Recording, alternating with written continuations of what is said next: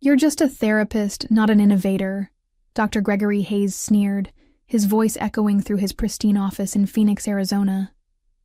I sat across from his mahogany desk, watching him flip through my carefully compiled therapy notes with the casual dismissal of someone who had never spent sleepless nights worrying about a 16-year-old who refused to leave her bedroom. "This little anxiety treatment you've been tinkering with? It's nothing revolutionary. We'll integrate it into our standard protocols. My name is Talia Jackson, and I'm 34 years old. For the past 6 years, I've worked as a licensed clinical social worker at Sundale Mental Health Center, specializing in adolescent anxiety disorders." What Dr. Hayes was so casually dismissing wasn't just tinkering.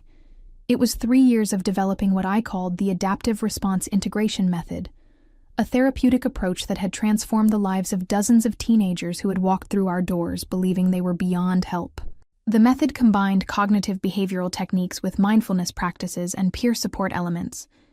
But what made it unique was the structured way sessions built upon each other, creating what I called anxiety bridges, safe pathways for teens to cross from their fear-based responses to healthier coping mechanisms. I had watched kids who couldn't speak in group settings become confident advocates for their own mental health. I had seen teenagers who cut themselves develop healthy emotional regulation skills. This wasn't just another therapy protocol. It was a breakthrough that deserved recognition and proper implementation. But as I sat in Dr. Hayes' office that cold February morning, watching him dismiss my life's work with a wave of his manicured hand, I felt something darker than disappointment settling in my chest. He was already talking about rebranding the method, about presenting it at the upcoming National Mental Health Conference under the clinic's name. Under his name. "The clinic will, of course, provide you with proper credit as a contributing team member," he continued, not bothering to look up from the papers. "But this kind of innovation requires leadership vision, something that comes from administrative experience, not just therapeutic enthusiasm." I forced my expression to remain neutral, even as fury built behind my ribs like a pressure cooker reaching its limit. Dr. Hayes had never conducted a single therapy session since taking over as clinic director 3 years ago. His doctorate was in business administration, not psychology. He knew as much about treating teenage anxiety as I knew about performing brain surgery. Yet here he was, preparing to steal credit for work that had consumed every spare moment of my life. Work that had grown from my genuine desire to help kids who reminded me of my own anxious teenage self. Something told me this wasn't just about professional recognition. It was about power, control, and the casual cruelty of someone who believed his position entitled him to claim ownership of other people's innovations. Growing up in a household where my mother struggled with untreated anxiety had shaped my entire career path. I remembered being 12 years old, trying to talk my mom through panic attacks while my dad worked double shifts at the shipping company. Back then, mental health resources were sparse, and the stigma around therapy kept my family from seeking help until my mother's condition became so severe she couldn't leave the house for months. Those experiences had driven me to pursue my master's degree in clinical social work, and when I joined Sundale Mental Health Center fresh out of graduate school, I was determined to create the kind of supportive environment my family had never found. Dr. Hayes had seemed like an ally at first. He was new to the director position, having replaced the beloved Dr. Patricia Williams, who retired after 30 years of service. He spoke enthusiastically about innovation and modernizing treatment approaches, and I had initially been excited to work under someone who claimed to value creative problem-solving. The early warning signs had been subtle.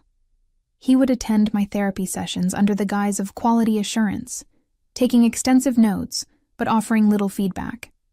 He began requesting detailed reports about my methods, claiming he wanted to document best practices for potential replication. I had been flattered by his interest, proud that my work was being noticed and valued.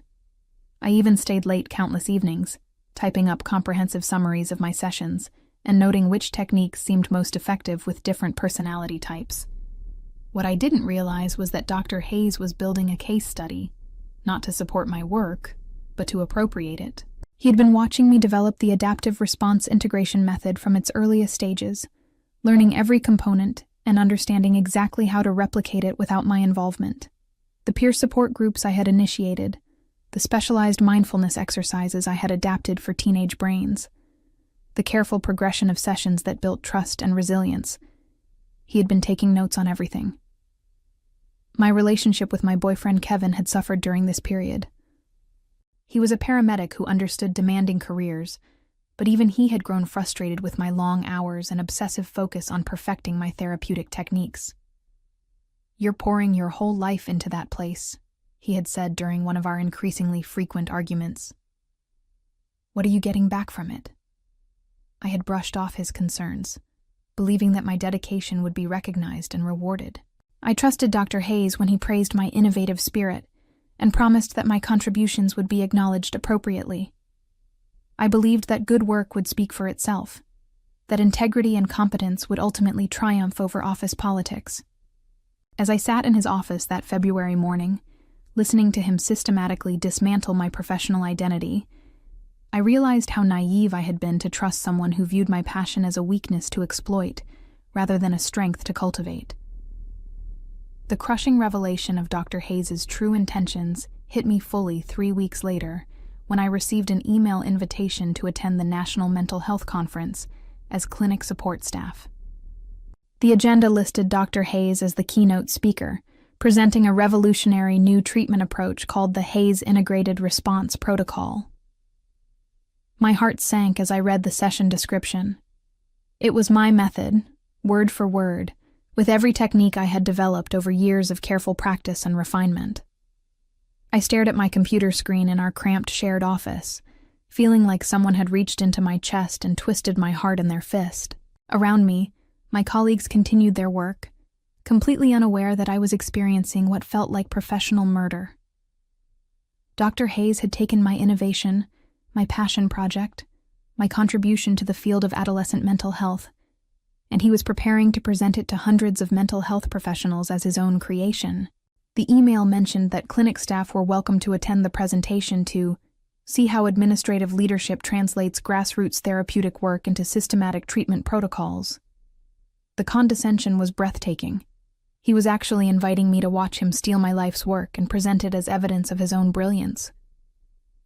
I walked to the bathroom and locked myself in a stall, finally allowing the tears of rage and betrayal to flow.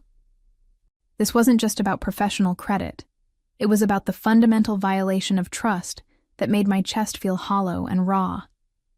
Every late night I had spent refining session protocols. Every weekend I had dedicated to researching supporting literature. Every moment of genuine celebration when a teenager broke through their anxiety barriers. All of it had been reduced to fodder for Dr. Hayes' career advancement. But as I sat in that bathroom stall, wiping my eyes with rough institutional toilet paper, something shifted inside me. The devastation began transforming into something harder and more focused. Dr. Hayes thought he could steal my work because he believed I was powerless to stop him. He saw me as just another disposable employee, someone whose innovations could be harvested and repackaged without consequence. He was wrong. I returned to my desk with a new sense of purpose. If Dr. Hayes wanted to claim ownership of my therapeutic method, he would have to prove it worked as effectively as I had demonstrated. More importantly, he would have to maintain the detailed documentation and outcome tracking that had made my work so successful in the first place. I began to formulate a plan that would require patience, meticulous record-keeping, and the kind of long-term strategic thinking that Dr. Hayes clearly believed I was incapable of. I would continue developing my method, but now I would do it with a different goal in mind. I would build an unshakable foundation of evidence that would ultimately expose his theft and restore proper credit to my work. The teenagers I treated deserved better than having their progress become a footnote to someone else's career ambitions. The National Mental Health Conference took place in Denver during the 3rd week of March, and I attended as planned, sitting in the back row of the auditorium like a spectator at my own execution. Dr. Hayes stood confidently at the podium, dressed in an expensive navy suit that probably cost more than my monthly rent, presenting slides that showcased his innovative approach to teenage anxiety treatment. The Hayes Integrated Response Protocol represents a breakthrough in adolescent mental health intervention, he announced to the packed auditorium of mental health professionals. Through careful integration of cognitive behavioral techniques with mindfulness practices and structured peer support, we've achieved remarkable outcomes in treatment-resistant populations. I watched in sick fascination as he presented my case studies, my outcome data, my carefully documented progress notes, all stripped of my name and repackaged as evidence of his clinical genius. He spoke about the anxiety bridge concept, with the confidence of someone who had never actually guided a panic-stricken teenager across one. He described the peer support integration as if he had personally designed the group dynamics that had taken me months to perfect. The audience was captivated. I could see heads nodding throughout the auditorium, mental health professionals taking notes on techniques that I had developed through trial and error in countless therapy sessions. During the question and answer period, Dr. Hayes fielded inquiries about implementation strategies and outcome measurements with the smooth competence of someone who had thoroughly studied my work without ever truly understanding its emotional foundation. "Dr. Hayes," called out a woman from the middle section, "how did you develop the confidence to try such an innovative approach with adolescent populations? Teenage therapy can be so unpredictable." His response made my stomach turn. "Well, innovation requires a willingness to take calculated risks. As clinic director, I have the administrative oversight to ensure that new approaches are implemented safely and effectively. It's about having the leadership vision to see potential where others might see only challenges." I bit my tongue so hard I tasted blood. He was taking credit not just for my methods, but for the courage it had taken to develop them. He had never experienced the anxiety of trying an untested technique with a suicidal teenager, never felt the weight of responsibility that came with genuine innovation in mental health treatment. Yet there he stood, accepting applause for bravery he had never demonstrated. After the presentation, I lingered near the back of the auditorium, watching as colleagues from other clinics approached Dr. Hayes with business cards and collaboration requests. He was booking speaking engagements, discussing consulting opportunities, building a professional network based entirely on my stolen work. The injustice was so profound, it felt like a physical weight pressing down on my shoulders. But something unexpected happened as I watched this professional theft unfold. Instead of feeling defeated, I began to feel coldly analytical. Dr. Hayes had made a critical error in his presentation. He had promised outcomes that he couldn't sustain. He had committed himself to replicating results that required intimate understanding of the therapeutic process, not just surface-level knowledge of the techniques involved. More importantly, he had made these promises in front of hundreds of witnesses, mental health professionals who would be watching for published research, tracking outcome data, and expecting the kind of rigorous follow-up that legitimate innovation demanded. Dr. Hayes had painted himself into a corner where he would have to actually deliver the results he was claiming credit for. I left the conference with a plan crystallizing in my mind. Dr. Hayes thought he had won by stealing my work, but he had actually provided me with the perfect opportunity to expose his fraud. All I had to do was continue developing my method with proper documentation, while he struggled to maintain the illusion of competence with stolen techniques he didn't truly understand. Returning to Sundale Mental Health Center after the conference felt like entering enemy territory. Dr. Hayes was riding high on his newfound professional recognition, scheduling interviews with mental health journals, and accepting invitations to speak at additional conferences. He strutted through the clinic halls with the confidence of someone who believed he had successfully repositioned himself as a thought leader in adolescent mental health. What he didn't realize was that his theft had actually liberated me from any obligation to protect his reputation or the clinic's interests. I began documenting everything with the methodical precision of someone building a legal case. Every therapy session was recorded in detail, every outcome measurement was tracked with scientific rigor, and every innovation was time-stamped and witnessed by colleagues who could later testify to my ongoing development of the therapeutic method. I also made a crucial decision. I would continue refining and improving my approach, while Dr. Hayes was stuck presenting the version he had stolen. Innovation doesn't stop just because someone steals your current work.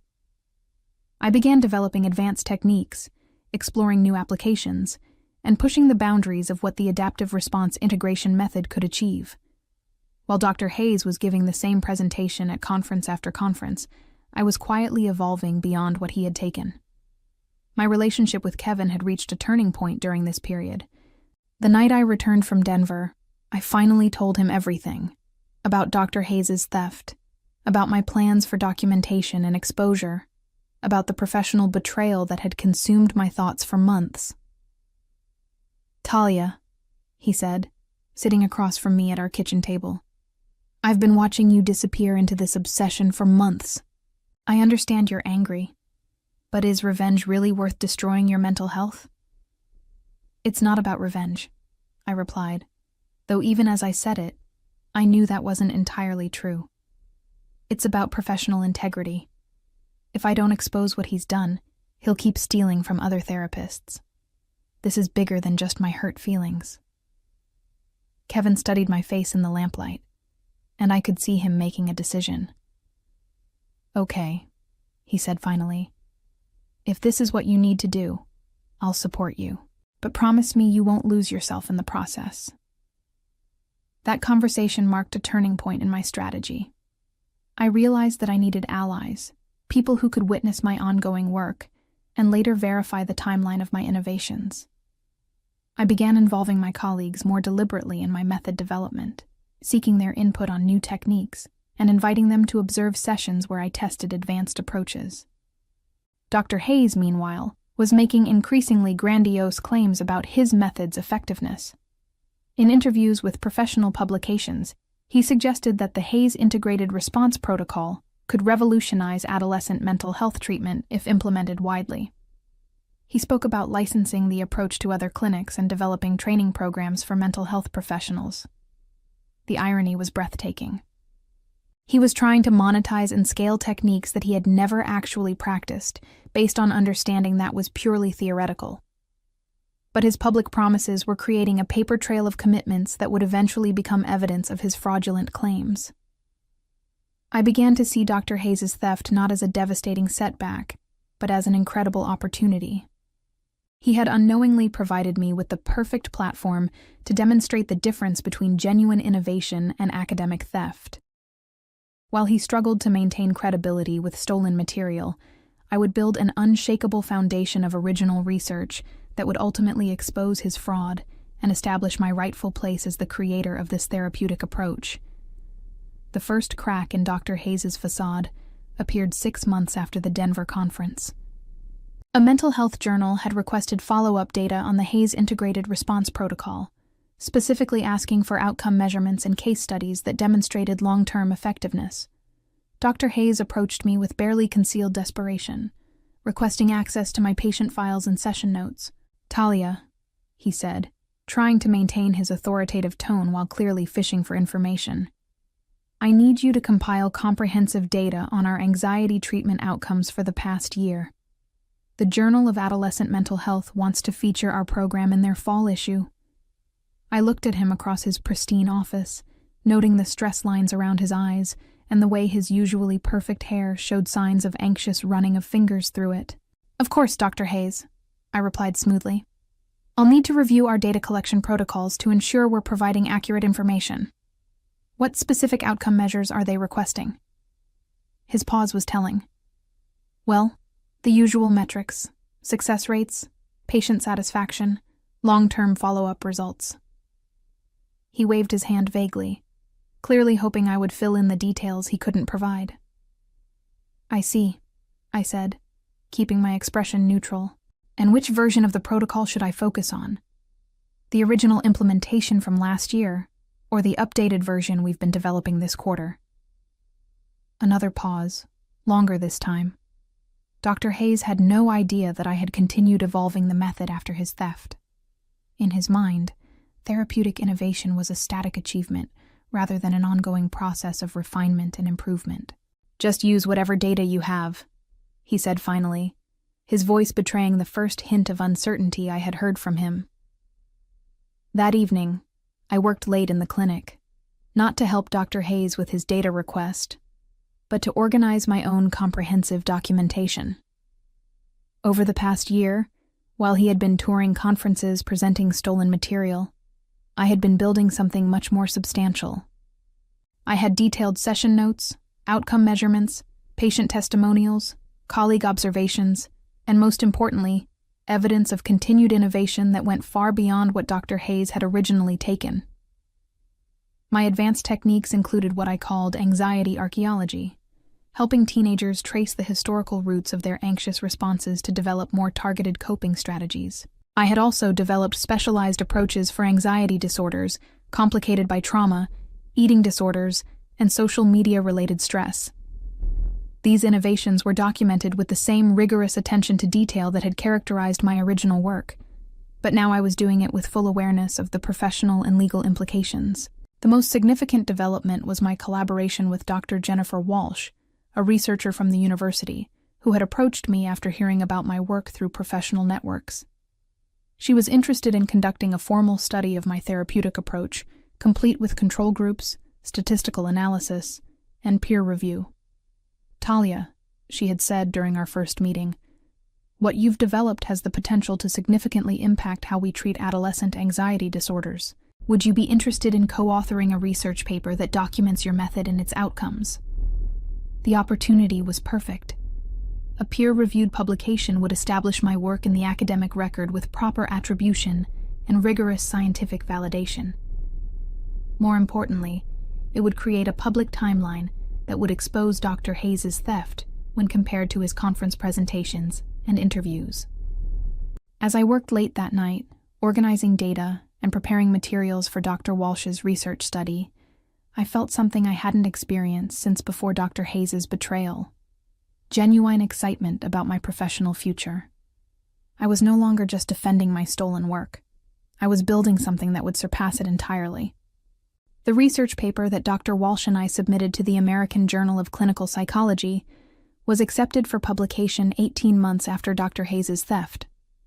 Our study, titled Adaptive Response Integration Method, a novel approach to adolescent anxiety treatment with long-term outcome data, documented 3 years of patient outcomes and established a clear timeline of innovation that predated every one of Dr. Hayes' public presentations. The paper's publication triggered an immediate response from the mental health community. Colleagues who had attended Dr. Hayes' conferences began asking questions about the discrepancies between his claims and our documented research. The Journal of Adolescent Mental Health, which had featured Dr. Hayes' work 6 months earlier, requested clarification about the relationship between the Hayes Integrated Response Protocol and our published method. Dr. Hayes called me into his office the morning the journal article went live online. His usual composure had cracked, revealing the desperate man underneath his professional facade. His hands shook slightly as he held a printed copy of our research paper. "This is a serious problem, Talia," he said, his voice lacking its usual authoritative tone. "You've created confusion in the field about our clinic's innovations. People are questioning the integrity of our programs." I sat across from him, feeling oddly calm despite the significance of the moment. "I don't understand your concern, Dr. Hayes. The paper clearly documents my therapeutic method and its development timeline. All the data is accurate and verifiable." "Your method." His voice rose sharply. "This is the clinic's intellectual property. You developed this work as an employee, using our resources and our patient population." "Actually," I replied, pulling out a folder I had prepared for this exact conversation, "my employment contract specifies that therapeutic innovations developed independently retain creator attribution rights. I've also documented that this work was developed primarily during my own time, using resources I personally acquired." The color drained from his face as he realized the legal and professional trap he had walked into. The investigation began 3 weeks after our paper's publication. The National Mental Health Professional Ethics Board launched a formal inquiry into allegations of intellectual property theft and fraudulent academic claims. Dr. Hayes was placed on administrative leave while the clinic's board of directors conducted their own internal review. The evidence was overwhelming. I had maintained meticulous records of my method's development, including timestamps, witness statements, and documentation of every innovation. Dr. Hayes, meanwhile, could provide no evidence of his own contributions to the therapeutic approach he had claimed to have created.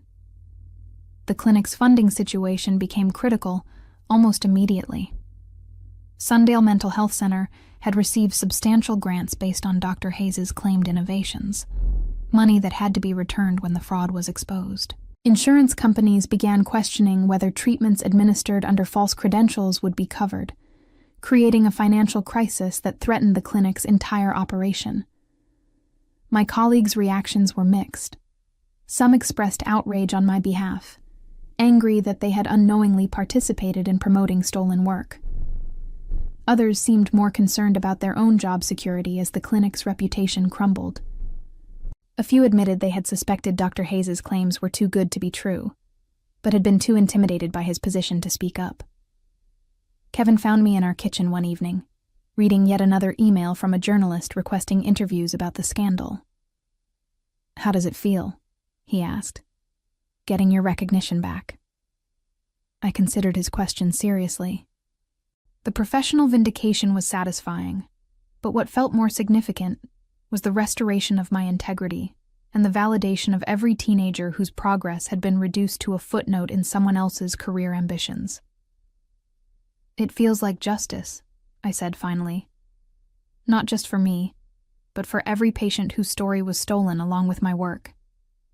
The most fitting aspect of my revenge wasn't the destruction of Dr. Hayes' career, but the elevation of the work itself to its proper place in the field of adolescent mental health treatment. As I reflected on this long journey from theft to vindication, I realized that Dr. Hayes had unknowingly given me the greatest gift possible, the motivation to prove that genuine innovation always triumphs over academic fraud, and that sometimes the most powerful revenge is simply letting the truth speak for itself.